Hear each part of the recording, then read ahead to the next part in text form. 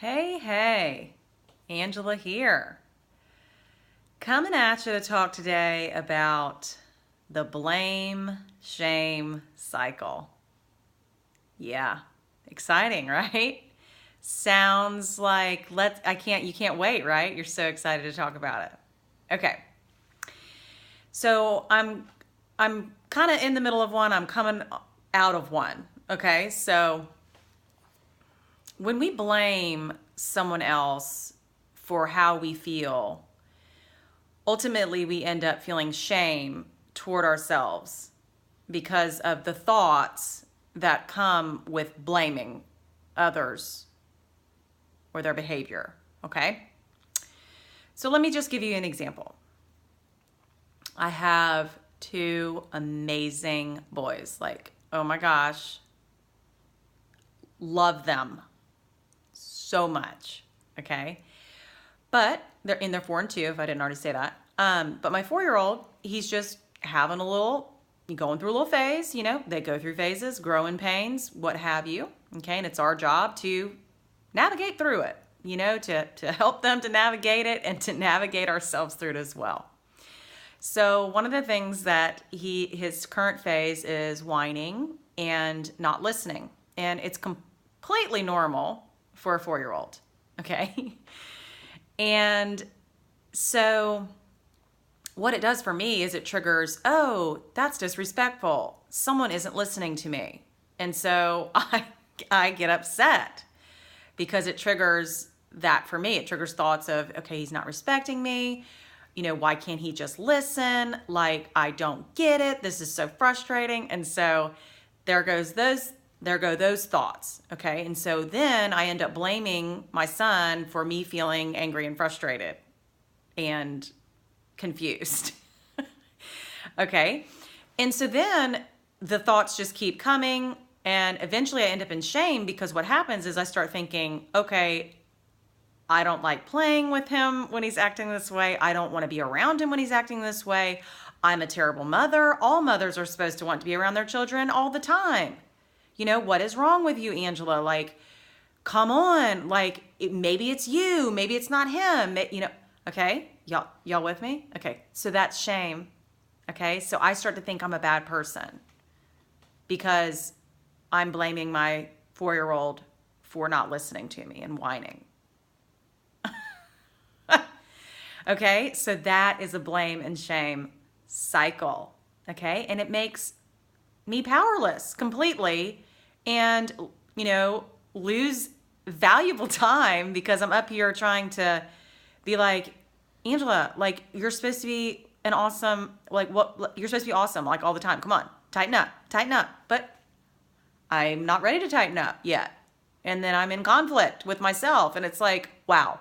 All stemming from an interaction with my 4-year-old. It's amazing, right, guys? It's amazing what our brains do. Okay?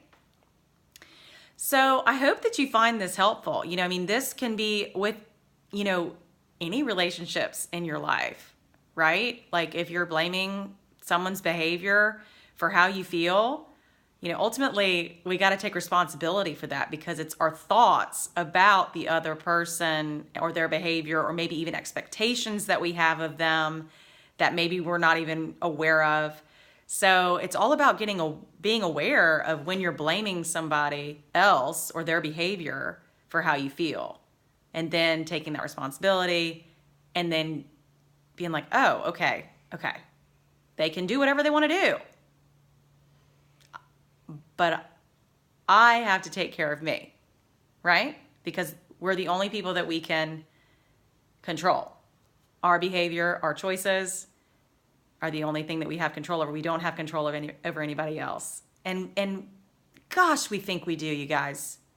We think we have control over everybody else, over all the external circumstances around us. It totally turns us into control freaks. Been there, done that, still there. That's a hard one to break, being a control freak. But that's where this comes from. And we've been conditioned to think that we can control everything around us. And you guys, we simply can't. We just can't. Okay? So that is the blame and shame cycle, folks.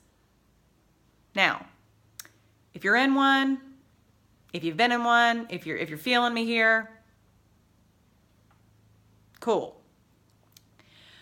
So it's going to happen again, okay? If you're not in one now, like, I'm just going to go ahead and not sugarcoat it. It's totally going to happen again, okay? And frankly, it might happen today. You might go through a blame and shame cycle later on. Happy Friday, right? But if you do, hopefully now that you just have a couple of little tools here, tips, more like tips, you can be aware of it and be like, okay, I'm in blame. Okay, hold up a minute. I'm in blame and then it's going to turn into shame, and then I'm going to feel really not good. Okay. So if you can catch it beforehand and just kind of sit with it and be like, okay, I'm in blame. Take ownership. I'm in blame. I'm blaming this person. I'm blaming their behavior. I'm expecting something else. And if you can go ahead and maybe try to lighten it up, bring some humor to it, take a deep breath, maybe you have a favorite quote or something. You can just go ahead and boom, insert that there and be like, it's go time. It's okay. We're going to blame others. It's no problem, but they can do whatever they want. Now what am I going to do? Now what? That's the question. Now what? That happened. I'm blaming them. Now what? Okay? So there's a little tool for you, a little tip / what have you. Okay? So next time you're in that blame and shame cycle, hopefully it won't take you down as long. Okay? All right, you take good care of yourself. And remember, move forth.